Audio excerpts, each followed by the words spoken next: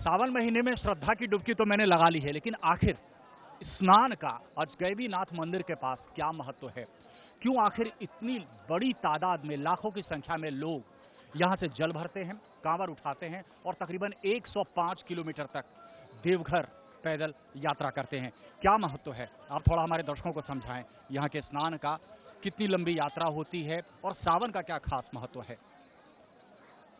सबसे पहले आपने पूछा यहाँ का महत्व क्या है, तो यहाँ गंगा उत्तरवाहिनी है।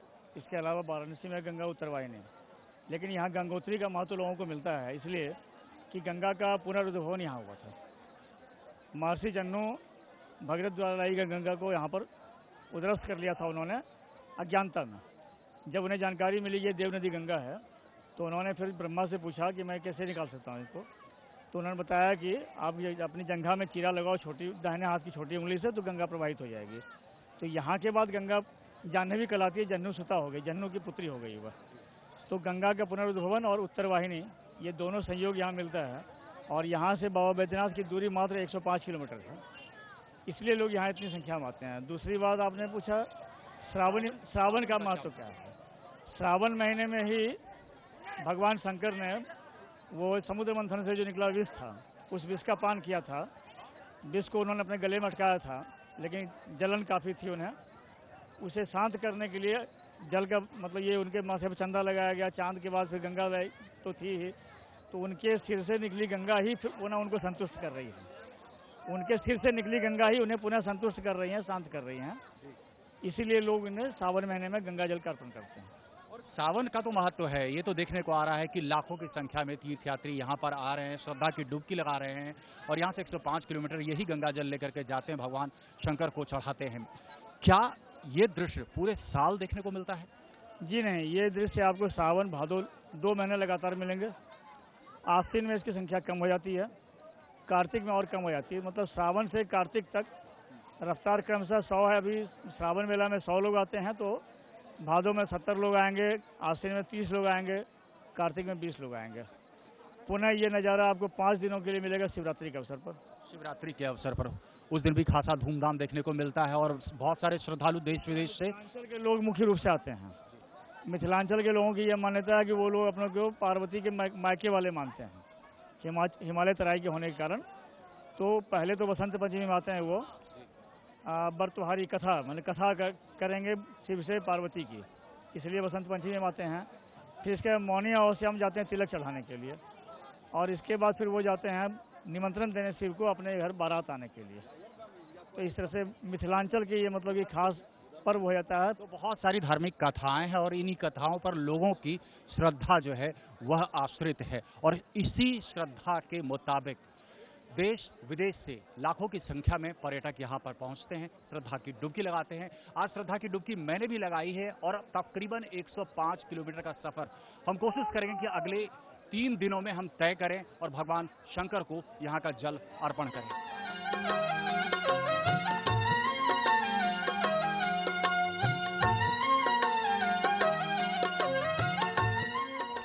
सुल्तानगंज से गंगा उत्तरवाहिनी हो जाती है, इसलिए यहाँ गंगा में स्नान का खास महत्व है।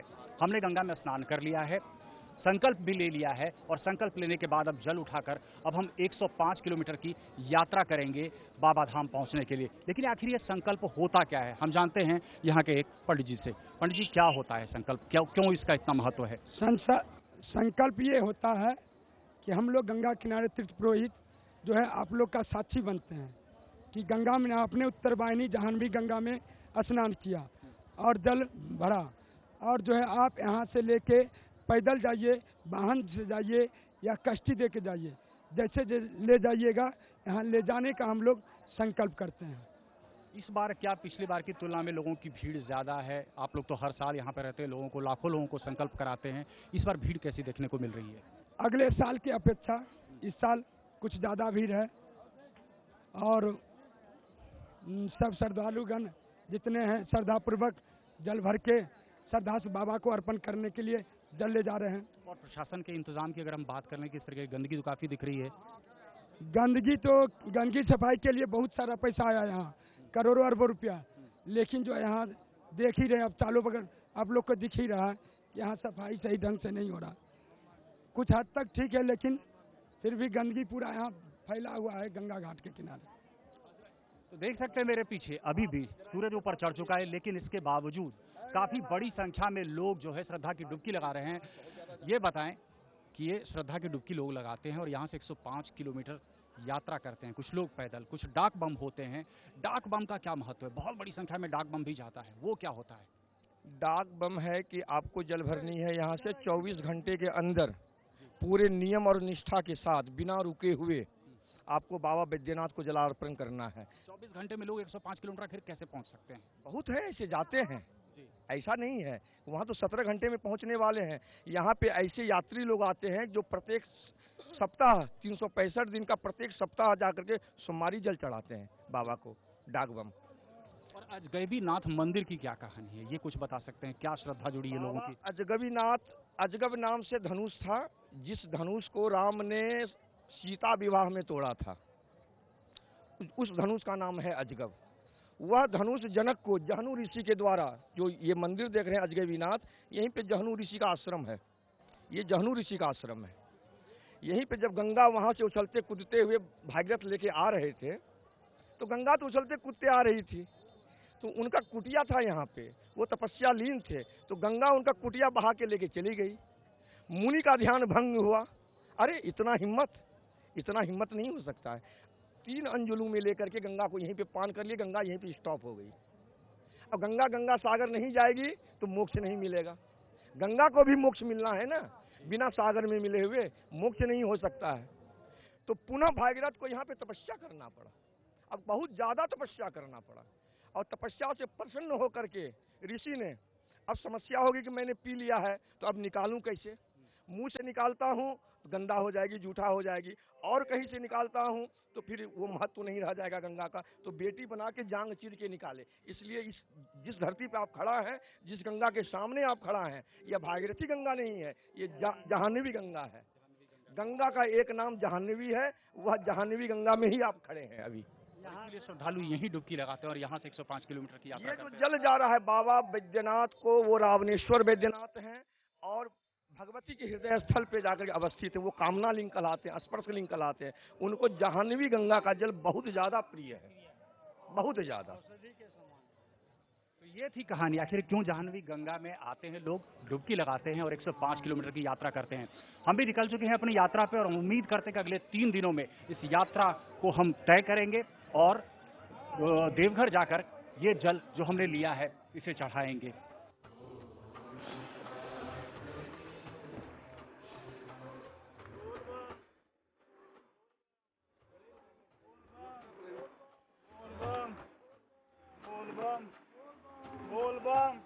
दूसरे दिन का सफर शाम ढलने को आई है और हम पहुंच चुके हैं घुमावदार पहाड़ी रास्ते जलेबिया मोड़ में।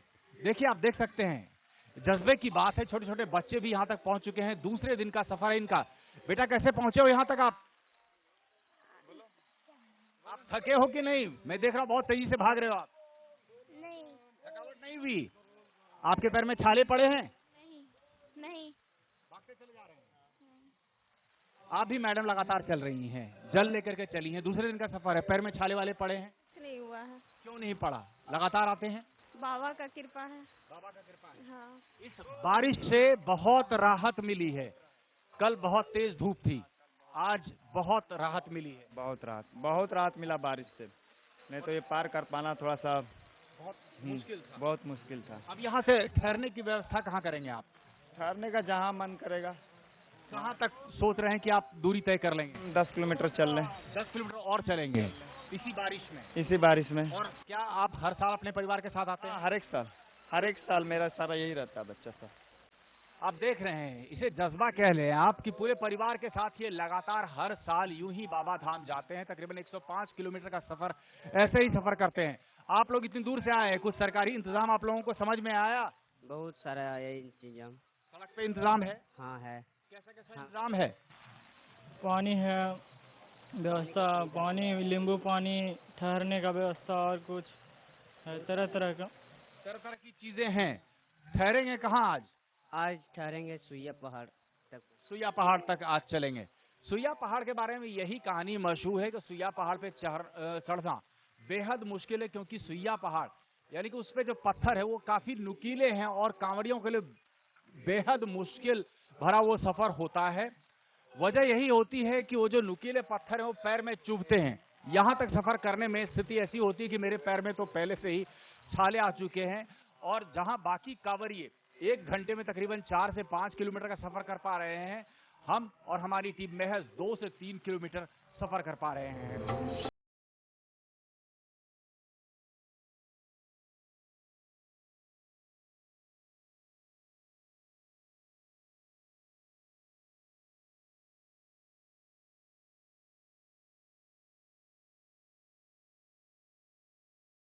नाथ मंदिर से तकरीबन 8 बजे सुबह चलने के बाद अब हम मनिया पहुंच चुके हैं। आप देख सकते हैं कि जितने भी श्रद्धालु जो जल लेकर कांवड़ लेकर चले हैं वो सो रहे हैं। ऐसे ही इंतजामात तकरीबन पूरे रास्ते पूरे सावन रहता है। जो लोग थक गए वो तो आराम कर रहे हैं, लेकिन अब भी ऐसे लोगों की संख्या काफ़ी ज़्यादा है जो रात में सफ़र जो बेहद मुश्किल माना जाता है उसे तय करना चाहते हैं। आप अभी चल रहे हैं, कब तक चलेंगे? अभी 1 घंटा और चलेंगे। कहाँ रेस्ट करेंगे फिर? यही कमरसार में। इंतज़ाम कैसे लग रहा है आपको इस बार जो सरकार ने किया है? रोशनी की व्यवस्था है, तमाम इंतज़ाम, आपको कैसा लग रहा है? रोशनी उसनी तो सब कुछ सही है, सिर्फ यहाँ मिट्टी जो नहीं है, ये बालू के कारण सबसे ज़्यादा यही समस्या है। पैर की क्या स्थिति हो जाती है? इतना लंबा चल कर के आए, तकरीबन 27 किलोमीटर का सफ़र किया है आपने, पैर की क्या स्थिति हो जाती है? स्थिति तो बस इसी के कारण ज़्यादा स्थिति खराब होता है, बालू के ही कारण। लेकिन मौसम ठीक है, इससे कुछ राहत मिली है? बहुत राहत है, इससे बहुत राहत है। चलिए, बोल कंवरिया बोल बम, आगे की यात्रा आपकी मंगलमय हो।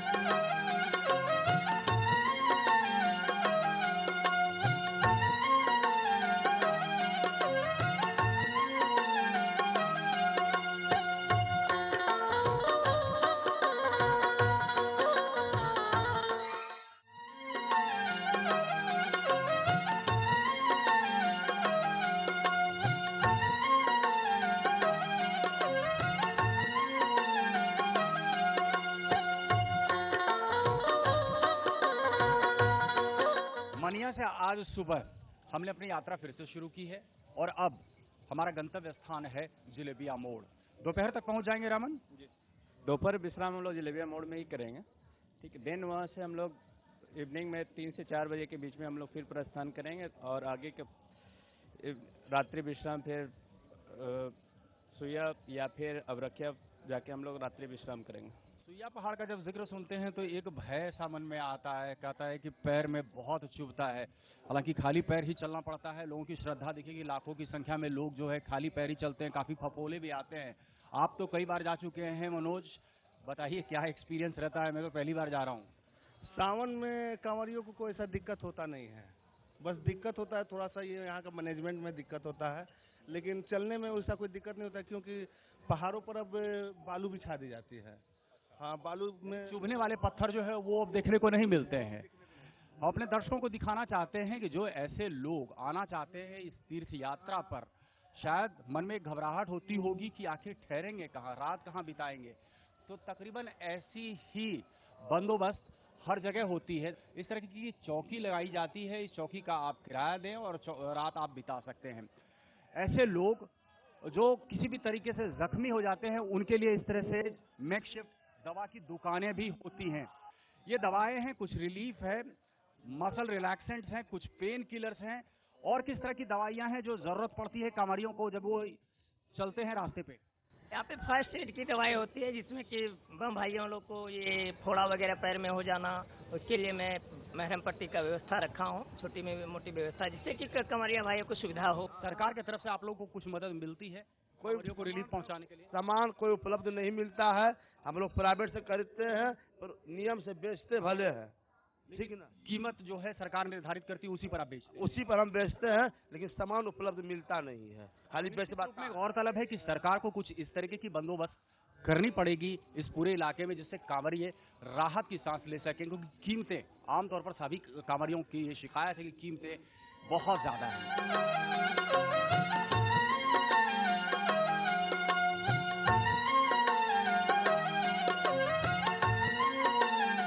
50-55 किलोमीटर चलने के बाद हौसला कहीं ना कहीं पस्त हो रहा है।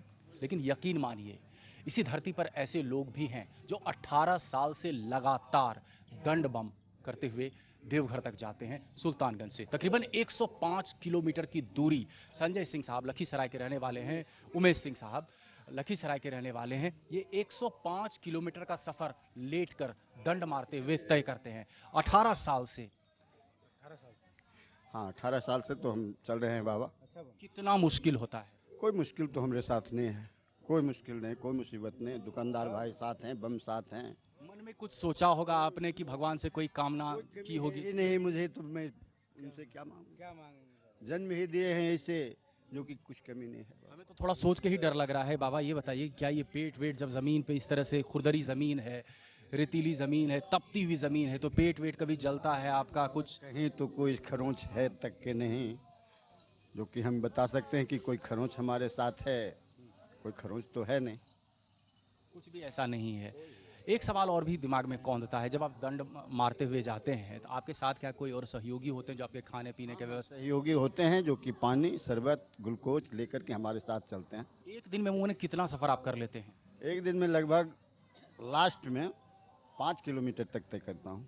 तकरीबन 5 किलोमीटर एक दिन में। और पूरे सफर में आपको कितना, 1 महीने के आसपास लगता है? 1 महीने के अंदर। अगला साल तो 26वां दिन हम पहुंचे थे, 8 बजे जल्दी साल किए थे। 26वां दिन ही पहुंच गए थे। और क्या ऐसे लोगों की संख्या बहुत ज्यादा है जो दंड बम मारते हुए जाते हैं? नहीं, उतना ज्यादा तो नहीं है, लेकिन भर सावन में 500 तो जरूर होगा। 500-600 लोग ऐसे होते हैं। चलिए, जी मीडिया से बात करने के लिए आपका बहुत बहुत धन्यवाद। हम कामना करते हैं कि आपकी यात्रा जो है वो मंगलमय हो।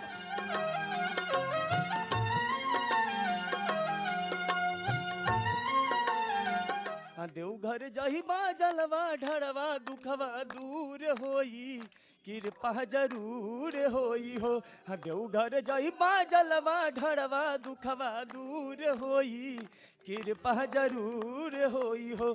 तोहरो भक्ति भोले बाबा से मंजूर होई, कृपा जरूर होई हो। देवघर जाहि बाजलवा ढड़वा दुखवा दूर होई, कृपा जरूर होई हो।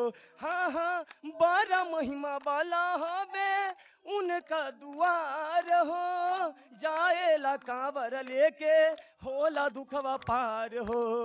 12 महिमा वाला हवे उनका दुआर हो, जाएला कांवर लेके होला दुखवा पार हो। हाय हाय हाय हाय हाय, हजे भी ढोई कांवर, हजे भी ढोई कांवर, भक्ति मंजूर होई, कृपा जरूर होई हो। देवघर जाई बाजलवा ढड़वा दुखवा दूर होई, कृपा जरूर होई हो। बहुत खूब, बहुत खूब। और क्या रास्ते भर आप जो है तमाम कांवरियों का हौसला इसी तरीके से बढ़ाते रहते हैं? 1 महीना, बस 1 महीना में, आज से नहीं 9 साल से बाबा के दरबार में सेवा करते आ रहा हूँ। और बाबा का कृपा है कि आज कई प्रोजेक्ट हमारा मार्केट में बिक रहा है। चलिए, बहुत बहुत शुक्रिया आपको। आपने सुना, ये जज्बा है। जो भी भक्तगण इस रास्ते से गुजरते हैं, अगर हौसले में थोड़ी सी भी कमी आती है तो ऐसे ही भजन, ऐसे ही कीर्तन के साथ उनके हौसले की अफजाई की जाती है।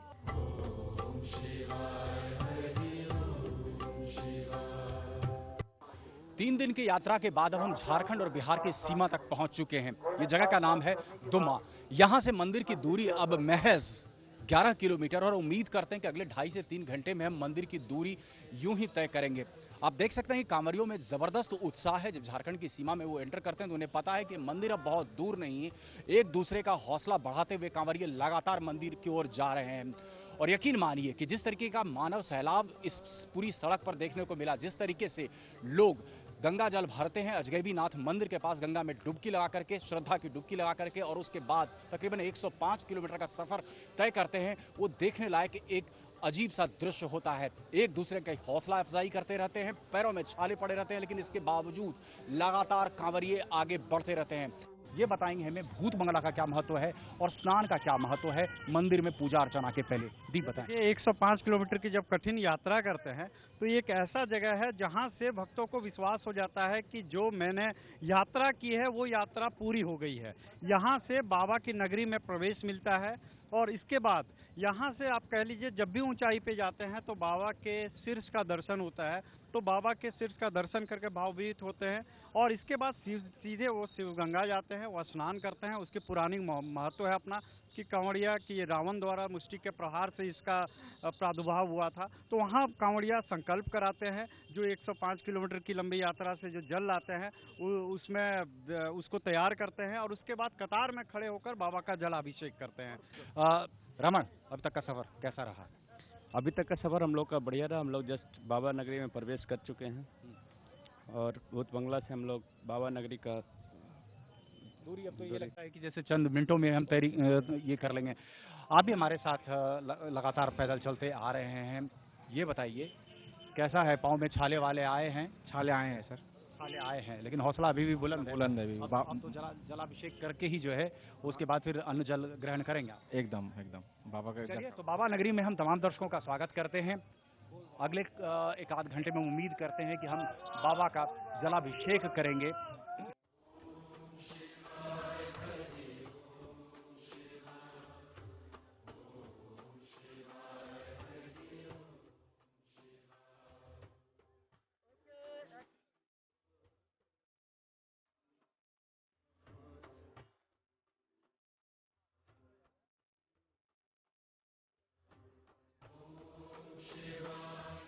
तो सुल्तानगंज के उत्तर वाहिनी गंगा में श्रद्धा की डुबकी लगाने के बाद आखिरकार 105 किलोमीटर का लंबा सफर पैदल ही तय करते हुए हम आ पहुंचे हैं बैद्यनाथ धाम। अभी शिवगंगा में हमने डुबकी लगाई है। खास महत्व है शिवगंगा में डुबकी लगाने का। जानना चाहते हैं क्या महत्व है? शिवगंगा में तमाम श्रद्धालु डुबकी लगाते हैं, फिर जो है जलाभिषेक के लिए जाते हैं भगवान शंकर के पास, भोलेनाथ के पास। ये शिवगंगा पवित्र सरोवर मनुष्य द्वारा निर्मित नहीं है। ये माने रावण द्वारा निर्मित। रावण अपना मुक्का प्रहार करके पाताल गंगा को निकाले थे और उसके बाद वो अपना आचमन करके शिव जी को उठा के फिर लंका ले जाने के लिए सोच रहे थे। उसी में रावण द्वारा अपना मुक्का प्रहार से पाताल गंगा से निकाला गया है। चलिए, हमने शिवगंगा में श्रद्धा की डुबकी तो लगा ली है। अब आपको लेके चलते हैं बैद्यनाथ धाम मंदिर, जिसके लिए हमने 105 किलोमीटर का लंबा सफर तय किया है लाखों कांवड़ियों के साथ।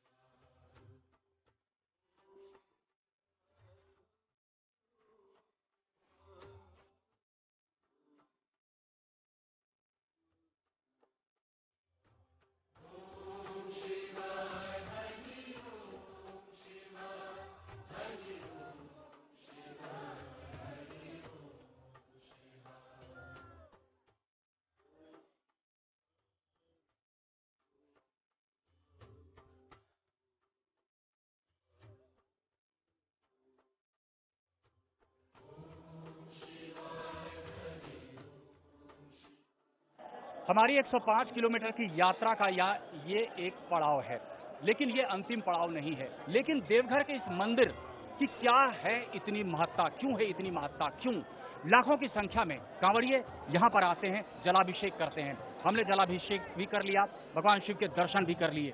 हम जानना चाहते हैं यहाँ के एक प्रसिद्ध पंडा से, आखिर क्यों है इतना महत्व देवघर के इस मंदिर का, इस शिवलिंग का? क्यों इतनी बड़ी संख्या में लोग इतने कष्ट में यहाँ पर पहुँचते हैं, उत्तरवाहिनी गंगा में जल भरते हैं और उसका यहाँ करके जलाभिषेक करते हैं भगवान शिव का? ऐसे तो श्रावण मास में किसी भी शिव तीर्थ में दर्शन करना बहुत ही फलदायी है। उसमें से अन्यतम 12 ज्योतिर्लिंग बाबा बैद्यनाथ ये हमारे 9 में हैं और इन्हें कामद लिंग के रूप में भी जाना जाता है। बाबा बैद्यनाथ के कामद, तो थोड़ा हमारे दर्शकों को समझाएंगे कामद लिंग क्या हुआ? शिव पुराण के शिवेश्वर संहिता में लिखा गया है कि इदम तु कामना लिंगम सर्व काम फलप्रदम। भक्त जलार्पण के द्वारा अपनी अभिष्ट कामनाओं की सिद्धि जिन लिंग की पूजा से प्राप्त करते हैं वह कामद लिंग कहलाता है। वास्तव में कामद लिंग का अर्थ होता है समस्त कामनाओं को पूर्ण करने वाले महादेव। जैसे कि मैंने आपको पूर्व में ही बताया कि श्रावण मास में शिव का पूजन बहुत ही फलदायी है, तो यहाँ से 40 किलोमीटर की पवित्र यात्रा के बाद बाबा बासुकीनाथ जी का धाम है। स्थानीय बासुकीनाथ के कोई जमींदार थे जिन्होंने अपनी मनोकामना की पूर्ति के बाद वहां पे शिवलिंग की स्थापना की जो बाबा बासुकीनाथ के नाम से जाना जाता है। ऐसे कुछ लोग उन्हें नागेश्वर नाथ के भी रूप से जानते हैं, लेकिन नागेश्वर गुजरात में मूलतः है, तो इस भ्रांति में न पड़े कि वो ज्योतिर्लिंग है। हाँ, लेकिन वो शिव का पवित्र धाम है। मंदिर के बारे में ये कहा जा रहा है कि एक ही पत्थर से इस मंदिर का निर्माण हुआ है। जी, ये सही बात है कि एक ही पत्थर से बाबा बैद्यनाथ का मंदिर निर्माण हुआ है और अमेरिका इत्यादि विदेशों से भी इंजीनियर आए, आधुनिक तकनीकों का भी प्रयोग किया, लेकिन कोई दूसरा द्वार नहीं खुल पाया। मूल कारण उसका यही है कि ये एक ही पत्थर से बना हुआ है। अगर हम इसमें किसी भी प्रकार का छिद्र करने का दुस्साहस करते हैं तो ये सारा मंदिर धराशायी हो जाएगा। इसलिए आज तक इसमें इस मंदिर के साथ किसी भी तरीके की कोई छेड़खानी नहीं की जा सकी, कोई इसमें ऑल्टरेशन यानी कोई तब्दीली नहीं की जा सकी।